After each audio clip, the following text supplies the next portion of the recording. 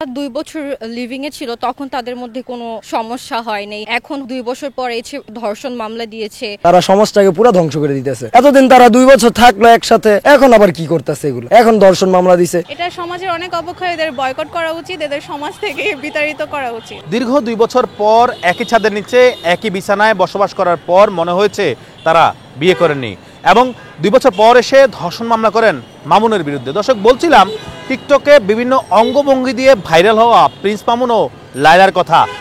বিয়ে না করেই এমনভাবে 2 বছর থেকেছেন যেন স্বামী স্ত্রী। সামাজিক যোগাযোগের মাধ্যমে ভাইরাল হয়েছেন একাধিকবার। দর্শক, চলুন সমাজের সচেতন তরুণ তরুণীরা বিষয়টি কিভাবে দেখছেন বিয়ে না করে থাকাটা। যখন তারা 2 বছর লিভিং এ ছিল তখন তাদের মধ্যে কোনো সমস্যা হয়নি।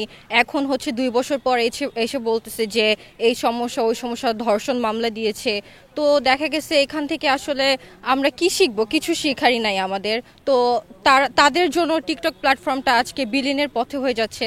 তাদেরকে বয়কট করা হোক, তাদের যথেষ্ট শাস্তি প্রদান করা হোক। এই যে কিছুদিন আগে লায়লা বলছে যে মামুনের সাথে কোনো সম্পর্ক নাই, মামুন বলছে যে কোনো সম্পর্ক নাই। দেখলাম যে কোন এক সেলুনের গ্র্যান্ড ওপেনিং এ তারা দুইজন গিয়েছে, তাদের মধ্যে ভালো বন্ডিং আন্ডারস্ট্যান্ডিং। তারা কি নাটক শুরু করেছে নাকি? তারা সমাজটাকে পুরো ধ্বংস করে দিতেছে। একে তো 2 দিন পর পর আসে, আইসা একটা নাটক করে, আবার আসে, আবার মিল হয়, আবার নাটক করে। এতদিন তারা 2 বছর থাকলো একসাথে, এখন আবার কি করতেছে এগুলো? এখন ধর্ষণ মামলা দিছে, এটার তো কোনো মানে হয় না। প্লাস আমাদের যে ইয়াং জেনারেশন তারা নষ্ট করে দিতেছে। তা করে দেখা আরো মানুষ শিখতেছে যে এরকম করতে হয় না। এটি তো ঠিক না। টিকটকার তো একদম ফালতু।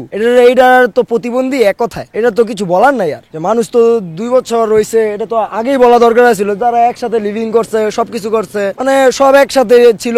এখন বলতেছে, উনি বলতেছে আমি বিয়ে করি নাই, উনি বলতেছে আমার সাথে সবকিছু করছে। এটার তো কোনো মানে হয় না। এটা তো আমাদের যুব সমাজ ধ্বংস হইতেছে। যুব সমাজ তাদেরকে দেখে উল্টাপাল্টা শিখতেছে। এটা তো ঠিক না। আমাদের সমাজকে তারা ধ্বংস করে দিতেছে এক কথায়। এটা সমাজের অনেক অবক্ষয়, এদের বয়কট করা উচিত, এদের সমাজ থেকে বিতাড়িত করা উচিত।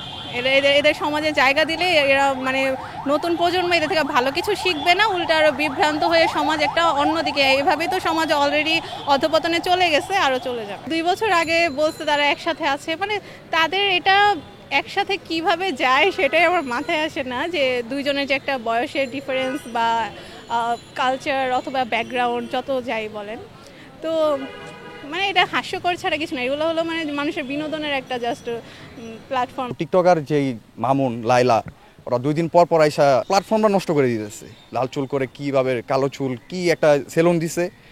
উঠতি বয়সের ছেলেরা কি শিখবে? একটা ভালো কাটিং। আমাদের যুব সমাজ, আমাদের ফ্যামিলি চাই যে আমরা একটা ভদ্র ফ্যামিলি থেকে আমরা বিলং করি, ভালো কিছু চাই, কিন্তু ওনারা এই টিকটকটা পুরো নষ্ট করে দিতেছে। পুরো কালচারটা, আমাদের যে কালচার, বাংলাদেশের যে কালচারটা, পুরো কালচারটাই নষ্ট করে দিতেছে ওনারা। আচ্ছা, এখন আবার আসছে ধর্ষণ মামলা নিয়ে নতুন আলোচনা থাকতে। ওরা চায় কি ফেম খাইতে, যে বিভিন্ন নিউজ কইরা ভাইরাল হইতে পারবো। বাংলাদেশে কিভাবে ভাইরাল হওয়া যায়, 2 দিন পর পর কন্ট্রোভার্সি শুরু হয়, ওদের নিয়ে কথাবার্তা হয়। ওরা চাই একটু ফেম খাইতে যাচ্ছে, এতটুকুই, আর কিছুই না। এখন কথা চলতেছে, কয়দিন পরে দেখবেন খালাস, দুইজনে দেখবেন আবার পেশাব হয়ে গেছে কয়দিন পরে।